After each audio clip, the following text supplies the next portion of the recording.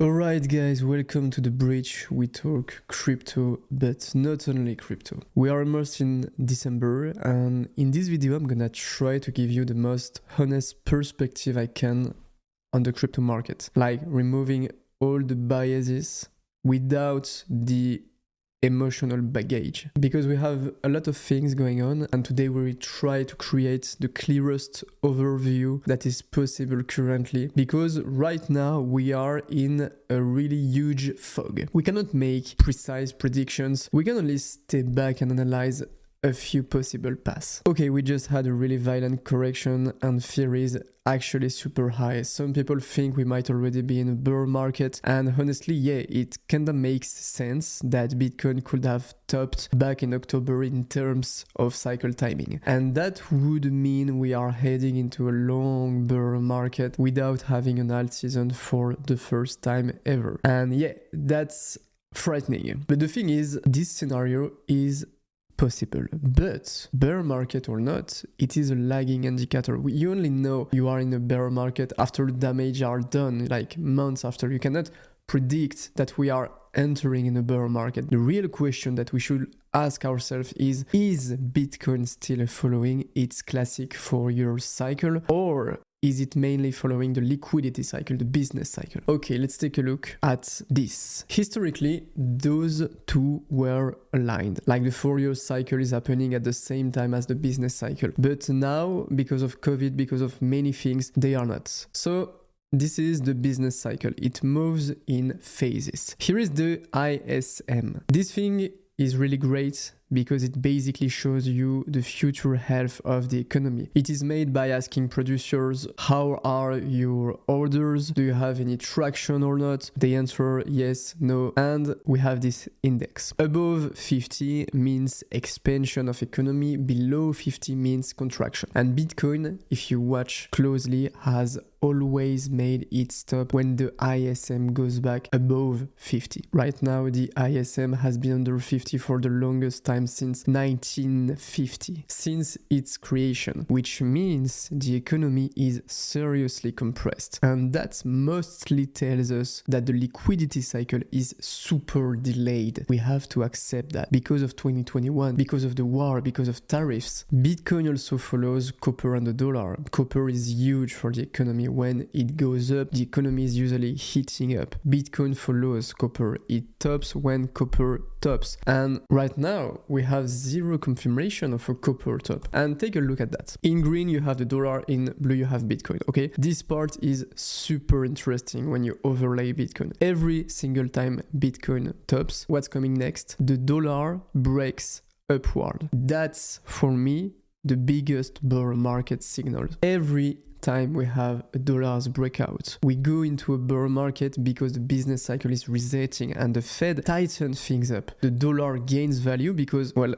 supply and demand. And right now we have absolutely no bullish breakout confirmed. And honestly, the current conditions like rate cuts coming, QT ending, stimulus coming from Asia, they don't really point toward a dollar breakout. I don't see a dollar breakout coming up. Liquidity should increase because the TGA is full. We've got foreign stimulus, QT is ending, and historically 3 months after QT ends, liquidity starts flowing into the markets, which means we could see some actual movement in spring 2026 on risk assets. That's my take. All right, another thing, micro strategy or just strategy. I'm not used to this name. Some people are freaking out right now because of the MSCI index announcement and because Bitcoin dropped. We talk about forced margin call, this kind of thing, about strategy, but if we take a look on their debt, the 8.2 billion, the one that's not backed by Bitcoin, cannot trigger any margin call, like none. Their debt to assets ratio is 13%, 26 if you count the extended debt. That's way healthier than a bunch of companies in the S&P. Even in a rough scenario, they can easily raise capital. They are not being forced to sell any of their Bitcoin. Strategy is basically Bitcoin with leverage. So yeah, we have to agree on it. If we go into a bear market, a long bear market, then their stock's gonna hurt. Obviously, it's Bitcoin with leverage, but there is no systemic risk here. And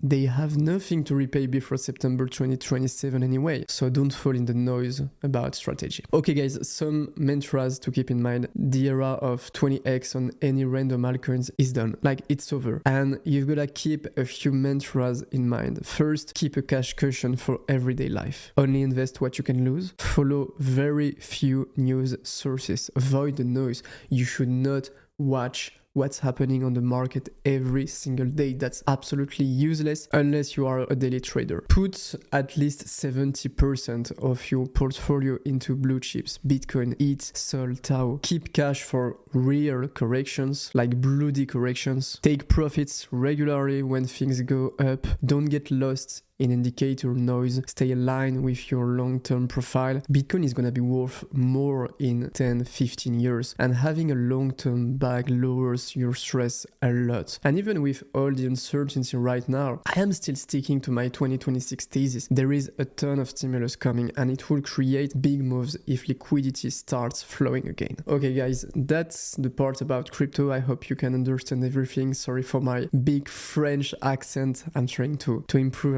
and to progress, but this channel is not only about crypto, because crypto is not the only thing in life. And I want to share with you every day a mantra that I have learned and that I find really valuable. Have you ever seen Fight Club? I think you have. At the beginning of Fight Club, right before the fights actually start, there is a little speech by Brad Pitt that I've always thought was brilliant. Do you remember this speech? We are the forgotten children of history. We have no purpose, no real place. We have no great war, no great depression. Our great war is a spiritual one. Our great depression is our lives. Advertising makes us chase clothes and cars. We work jobs we hate to buy things we don't need. Fight Club came out in 1999. Since then, 44% of adults spend less than 30 minutes a day outdoors during the week. Counting TV and phones, people average, yes, and I mean average, spend 7.5 hours a day on screens. Okay, another scary one. In the 2000s,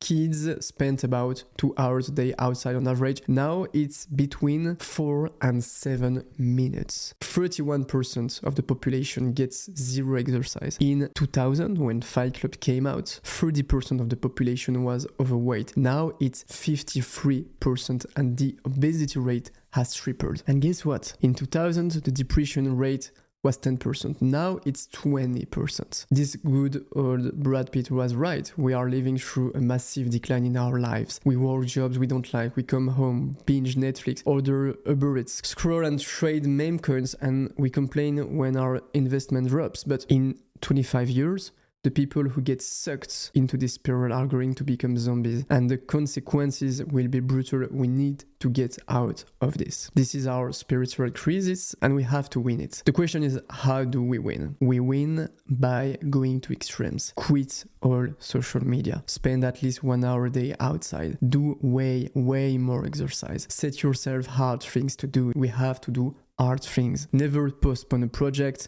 Make the tough decisions. Keep your phone off 95% of the time. Change your habits. Goodbye Netflix. Put yourself in chosen discomforts. Work really hard on every area of life. Cut out sugar, cut out alcohol and drugs, or minimize as much as possible. We didn't come to this earth to scroll TikTok while eating cookies. Of course, there is a balance to strike, but in a system so skewed toward comfort, it's not the worst thing in the world to be a little extreme. I hope you enjoy, guys. See you next week.